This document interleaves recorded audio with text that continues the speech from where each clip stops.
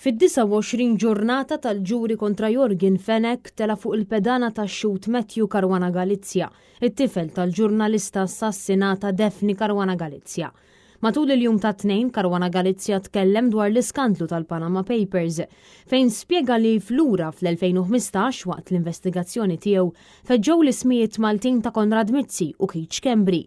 Bekk tkellem mommu dwar dan għaliex skontu kienet kwistjoni wis importanti.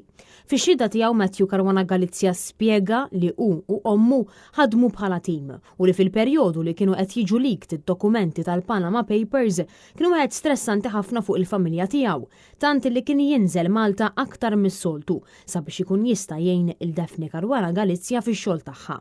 Matthew Caruana Galizia spjega li ommu kienet saqsitu dwar żewġ kumpaniji partikolari, MacBridge u 17 Black, fejn hu ddiskriva kif sab email li kien isemmi dawn il-kumpaniji u li kienu importanti ħafna għar-riċerka li kienu qed jagħmlu. Fawla 22 it-tensjoni ma kienx nieqsa waqt li kienet jitkellem iben il-ġurnalista. Tant li Jorgen Fenech dar dejjem brasu baxxa mingħajr ma jħares lejn ix-xut.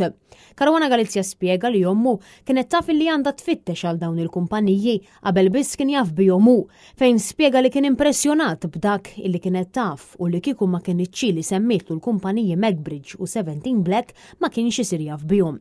Fix-xhieda spjega li hu ma kien sab xejn li kellu x'jaqsam mal-kumpaniji. Dan kollu sakemm tfaċċaw numru ta' dokumenti illi kellhom x'jaqsmu ma' Mossack Fonseca, il-kumpanija ta' awdituri li stabbilixxiet dawn iż-żewġ kumpaniji. Skont Caruana Galizia, Konrad Mizzi u Keith Schembri li dak iż-żmien kienu Ministru u Chief of Staff fil-Gvern ta' Joseph Muscat kienu qed jippruvaw jistabbilixxu kontijiet bankarji għal dawn il-kumpaniji li kienu mniżlin bħala target clients għal 17 Black. Bekk instabet konnessjoni bejn dawn il-kumpaniji. Ħareġ ukoll kif iben il-ġurnalista Sifer Dubai flimkien ma' ġurnalist mir Reuters Stephen Gray sabiex jipprova jsib aktar informazzjoni fuq il-kumpaniji. Fil-fatt, skontu, l-aħħar li kien Dubai kien lejliet illi ġie arrestat Jorgen Fenech. U spjega wkoll li meta kien fir-reġistru tal-kumpaniji u kien ivvinta li sejjer it-toilet fejn sab numru ta' computers u beda jfittex. Kien hawn li skontu avukat kienet saqsitu jekk kollux bżonn l-għajnuna tiegħu u meta spjegala li nqatlet ommu ma ċekjaru dak illi kellu bżonn. Unstemet argumenta ma' xi ħadd. Caruana Galizia spjega li talba l-informazzjoni li jagħmel kienet miċħuda u l-għada ġurnalista informatu li ġie arrestat Jorgen Fenech. Dan seħħ f'Novembru tal-2019, sentejn wara l-assassinju.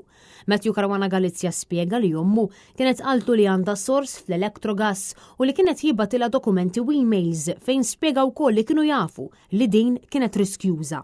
Fix-xhieda ħareġ ukoll kif Fenech kellu konnessjoni ma' kollox u li ommu kienet qed taħdem lejl u nar fuq l-Electrogas, il-kumpanija illi minna l-gvern iġib l-enerġija għal pajjiżna. Matthew Caruana Galizia ikkonferma li fl-lista ta' telefonati li ommu tagħtu kien hemm miktub Jorgen Fenech Call. Il-ġuri issa se jissokta 3 quddiem l-imħallef Edwina Grima.